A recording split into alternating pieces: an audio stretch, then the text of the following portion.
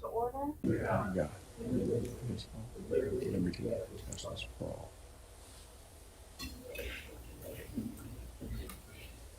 Beverly, would you call attendance? For Vice President, all board members are present. President Figueroa is first. Okay. That brings us to our agenda. We have received the July 26th board meeting agenda. We will be voting to approve the June 28th special call board meeting minutes, the June 28th regular board meeting minutes, and the approval of the June financial statement. Are there any questions on any of those things? Can I get a motion to approve? All those in favor? Aye. This Panther Pride.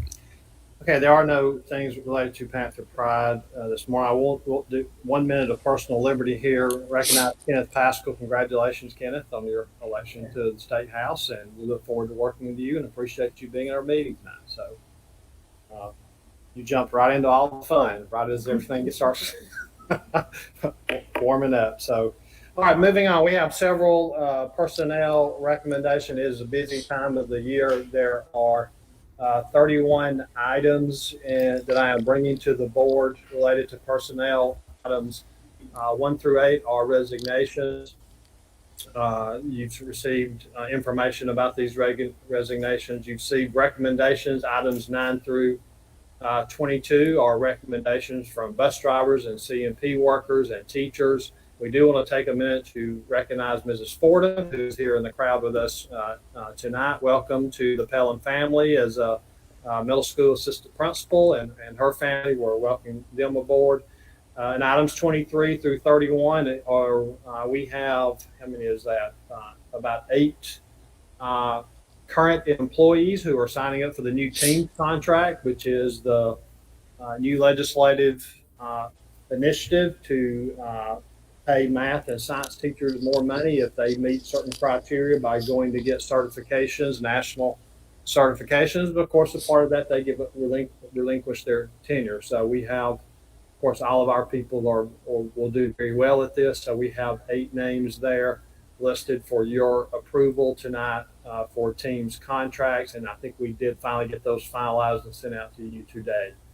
Remember, those contracts are all, the salaries are all guided by that matrix, that state matrix. Those are not negotiated. They come right off these state teams salary matrix. So 31 recommendations in front of you tonight for your consideration. Okay, we have Dr. Cofield's personnel recommendations, 31 items. Are there any requests for clarification or questions? Okay. The positions that we filled, is that the Indian positions that we were looking I believe that all of our current certified staff positions have been filled. We lack, I think, a child nutrition worker and 1.5 bus driver. So we're almost at full pool. So that's a really good thing. I think we're in pretty good shape. We may, this is that time of the year where you may have teachers that may get opportunities in other school systems and administrative roles, or there may be some promotions. We're always into the position where here at the last minute we may have to hire some personnel. And it's a good question, Sharon, because I may be calling you asking for an emergency meeting the day before school starts to get some last minute hires. But I think we've just about got everyone hired.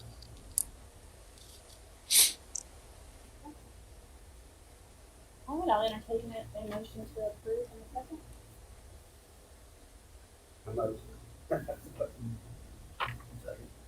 Okay. All those in favor? Aye. And those 31 items.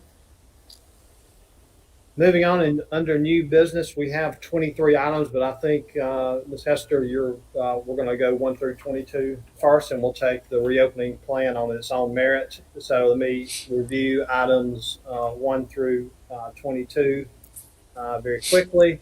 Item 1, we're getting rid of some property at the high school. This is some old, darn, I've already forgot, wrestling mats, an old golf cart, those kinds of things. Standard, of course, that has to have board approval before it's disposed of. Item two is the casework bid. We're doing interior renovations at Pelham High School. We're excited about this. That work is underway. It's going to, excuse our progress for a couple of months there. It's going to be messy, but this are renovations, our guidance, our library, our lobby leading to the auditorium, our lobby outside the gymnasium, renovating bathrooms. This is the oldest section of our school. It's also typically where we have the most visitors. It's also of all of our buildings on our campuses, it is the oldest and the one most needed upgrades. The middle school is beautiful. Pelham Ridge is beautiful. Pelham Oaks is beautiful. Pelham High School is beautiful. That one section is our oldest section. So we're doing some work that's really going to make it pop and look well. This bid is for all the countertops and cabinets that go in the workrooms and the library and the guidance counselor. So that's what that bid is for. Item three is a change order at Pelham Oaks Elementary. Of course, we're underway to open October the 1st is the plan, where the 11 classroom addition will be open. As a part of that bid, we were going to repave the roads around Pelham Oaks. Recognize that probably the original bid didn't call for quite enough asphalt, so this is a change order. I think this is an increase in what we'll be spending of about $35,000. I've sent that to you in your notes, but I think that's close. So that's what that change order is about. Four is to approve an exterior bid at Pelham High School, again, as we continue to upgrade and make Pelham High School look like a really nice place. At our last board meeting, we rejected a bid. It was over $400,000. This bid is coming in at $209,926. This includes landscaping. It includes fencing around the ball field as you ride around. A lot of that's old. A lot of that's torn down because of the storm. It includes a guardrail. It includes widening steps at the back of the building. So we worked really hard to get that bid down and negotiate that. So that's in front of you for approval tonight. Item five, of course, every year we have, I think we have 117 eligible supplements that we pay to provide for our students, whether they're in band or athletics or part of the drama team. All these kids and all these teams need sponsors and coaches and whatever. You're approving tonight the way that we pay for those things. We are increasing the supplement about 10% from what it was last year to stay in line with what our the teacher raises and to stay in line with other areas around us. So five is approving that schedule. Excited about some of the things I talked about, trying to increase. We are, as a part of our supplement schedule, putting in something where when we have coaches who are engaged in core teaching, that we're going to be a little extra bonus for those people to make sure that we're keeping really good teachers who are also coaches. That's important. Item six is to assign those supplements to individual people. The cost of providing supplements to our people's about $650,000 that we spend. Of course, you know how hard that is every year to make sure we have enough staff. We've got most of those filled. There's still some to be determined on there. When you see your list, if you see a V, that means they're a volunteer. We do have some volunteers that we also pay a supplement. Of course, they're always supervised by our certified staff. Item 7 is the academic supplement schedule. Several years ago, as a part of our plan to recruit and retain teachers, not only did we start developing a plan to raise pay, but also we put in incentives to pay supplements to teachers who are mentors and lead teachers and coordinators and in special areas like self-contained areas of special education, ELL support, program specialists who have a specific skill. So that is for you to approve that supplement schedule. We have a criteria of what they have to do to earn that money. You've seen that. Item 8 is approving me to assign personnel to that supplement schedule and to render payment upon completion of duties. Any assignment greater than 5,000 would have to be brought back in front of the board. So there's lots of clubs and mentors that haven't been assigned yet. As we're assigning those, as they complete those duties, we assign those, approve the payment, and that will be paid to these people at the end of the year. But when we pass this, basically, when they complete it, I turn it over to payroll and they make those payments. If there was anybody that we were requesting anything greater than $5,000, we would bring that back to the board. Items 9 through 21 are all contracts. You've received a summary of all of these contracts. These are all contracts related to services, mainly provided to kids with individual education plans. There are also, as we discussed at our work session, there are also some contracts related here to mental health services. We are making those services more robust. We now have not only a mental health coordinator, but we have 3 contracted people providing services. So items 1 through 22 are all contracts that we sign with people to provide services to our students. So items 1 through 22 for your approval. Okay, we've received Dr. Cofield's recommendations. Are there any requests for clarification or questions? I have one.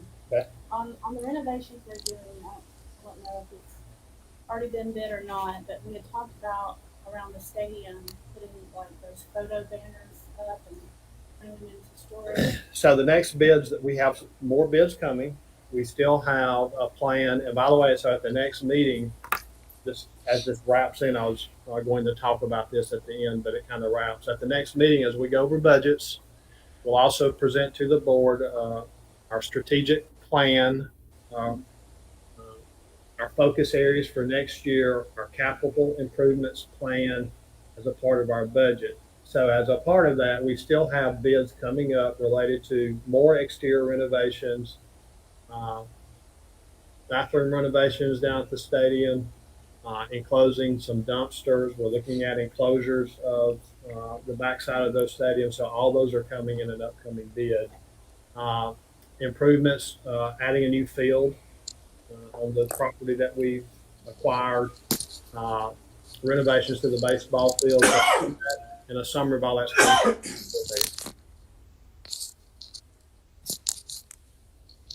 Does anyone else have any requests for clarification or questions? All right. If not, I will entertain a motion to approve in a second on these 22 items. A second.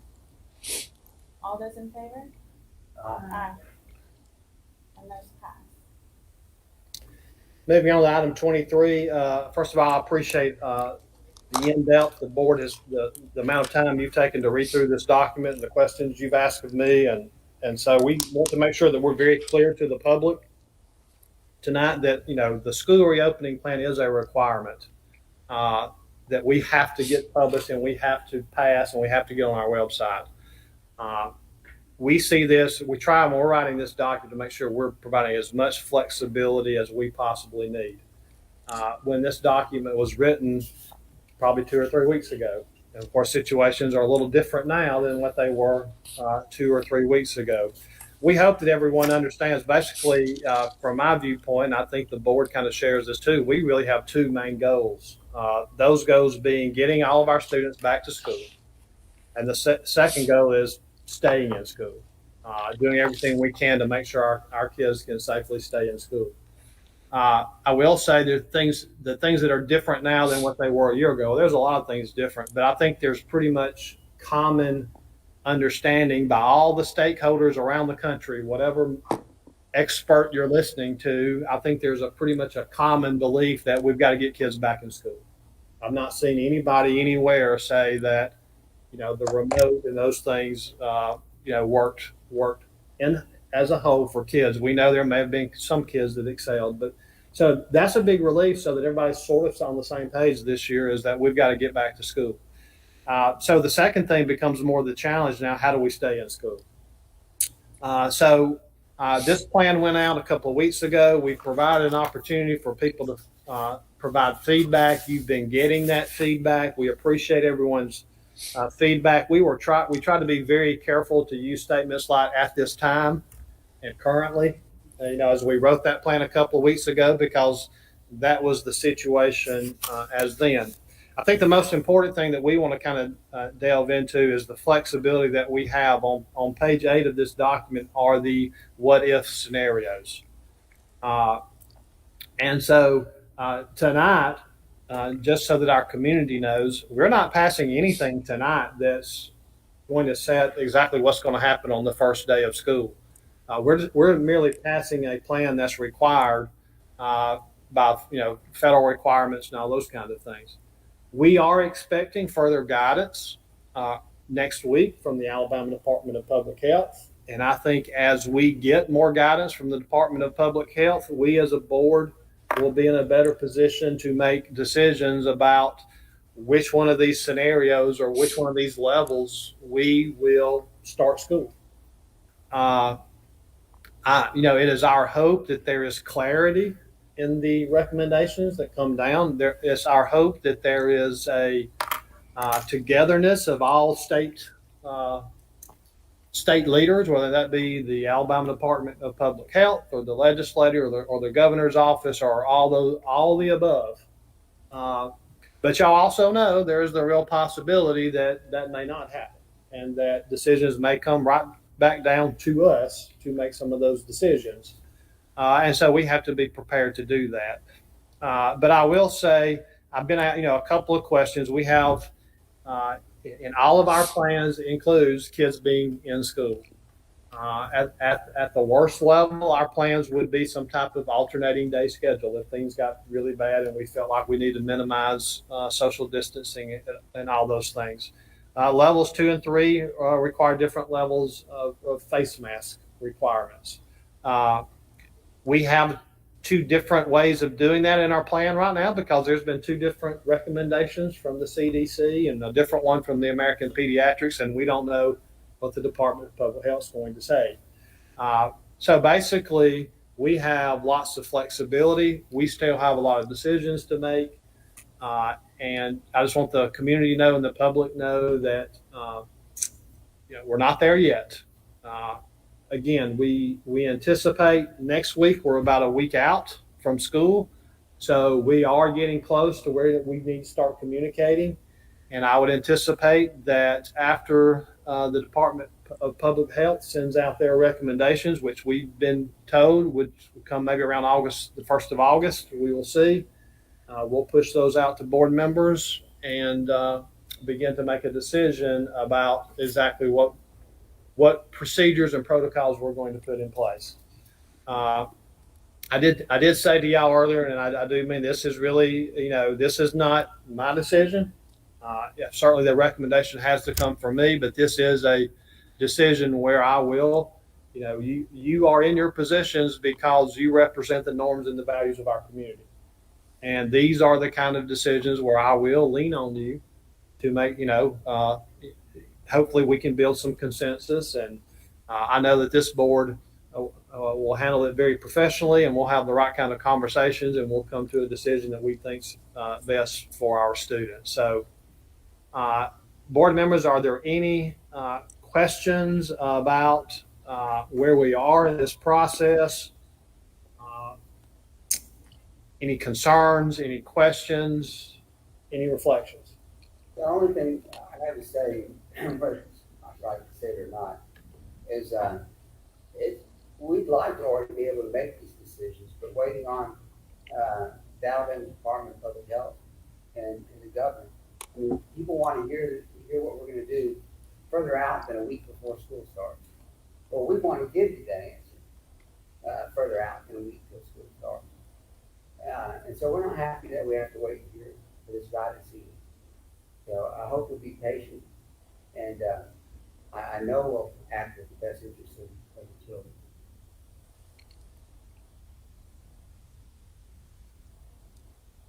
Any other requests for clarification or questions? Being none, I will entertain a motion to approve item number 23.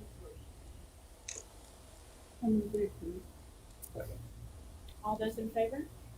Aye. Aye. I have a few things I want to go over in my report. I'm scanning.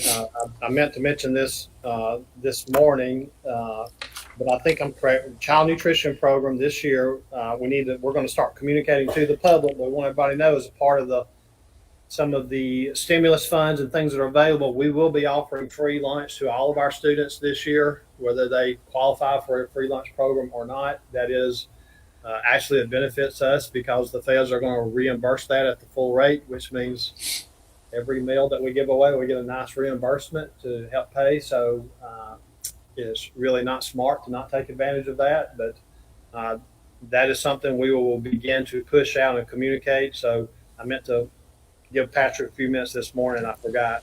I also want you to know that we currently have 35 staff members above what we earn from the state to start our school year related to professional staff, certified teachers. Over the past 4 years, that we've averaged about 25 teachers above what we earn. We earn teachers based on our enrollment, based on numbers. So there's all these formulas that the state uses. They send us money. And we have always employed above, and we're very fortunate and blessed that we employ more than most. And I said to the board earlier that as a part of our, we financially, I think we're at the position where we can begin to hire a few more.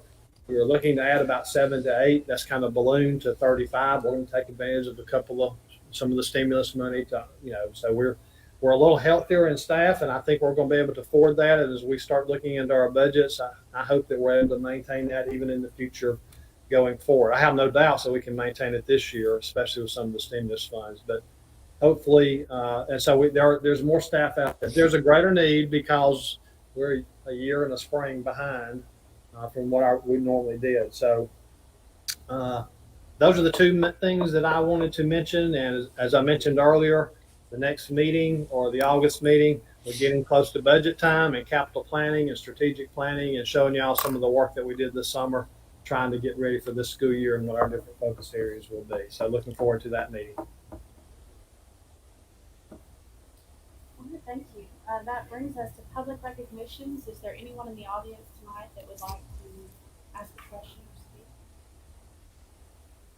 Comment? Sure, come on up.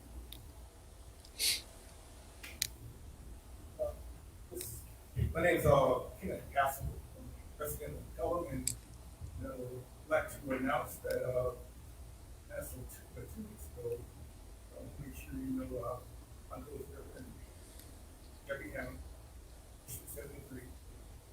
As your newly elected House of Representative, I want to be actively involved, ensuring that you have all the tools, resources that you need as a school board.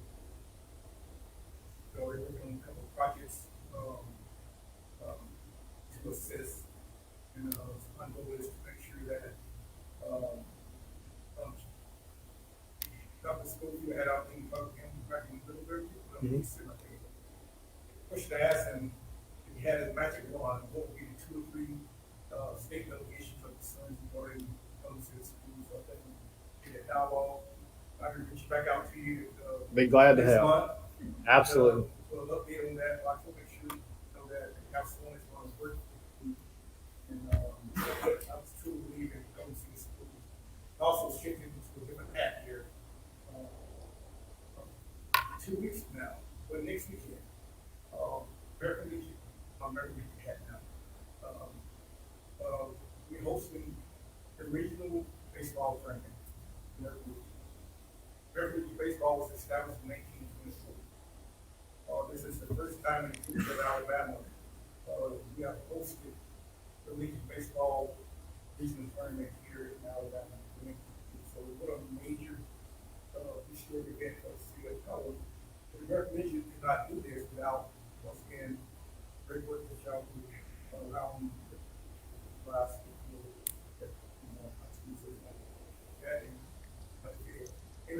please come out next week. Like Dr. Schofield, not put you on the spot, but You'd like to throw the first pitch out? I can arrange it. I'm ready to go. Let me know. Have to go practice a little bit. But, Appreciate what you think everybody have a number, have any questions, issues or concerns about? thank you, Kenneth. And congratulations again. I think That moves us to board comments. Already had one. Sure. I guess, looking at our, I know we did our return to school and our reopening. I just want the public to know that we,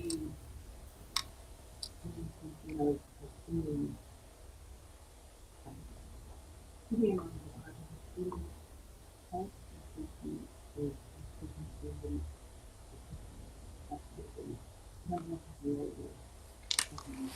I spoke to this in a meeting earlier this morning. Really, prevention is key, and I definitely err more on the side of getting in front of something before we have to turn them to it. And it's a moving target, and we're trying to make sure that we get everything right. So we're coming out every day, and since that's the case, we should.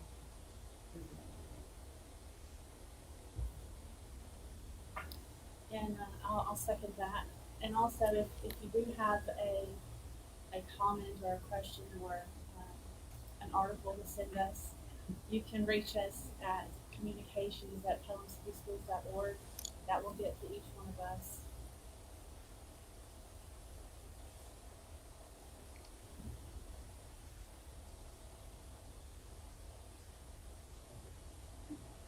Yeah, just to echo Sharon's comments, it's a challenge because everything seems like it was getting better. Even if it's right before school, so, we are evaluating it day by day.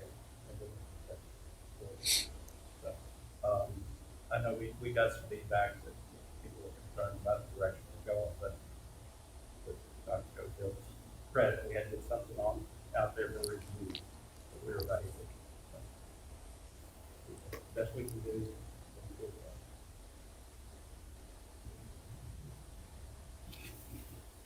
Thank you. That brings us to our announcements. Our next work session is scheduled for August 30th at 7:30. Not sure where yet. We're hoping we can get back to our original location. We're having some work done. We'll see. If not, we'll probably, I would think, come back here.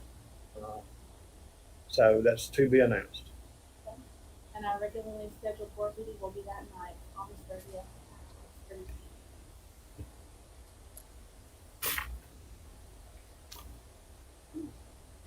Can I get a motion to adjourn? Second. Okay. All those in favor? Aye. Aye. Aye.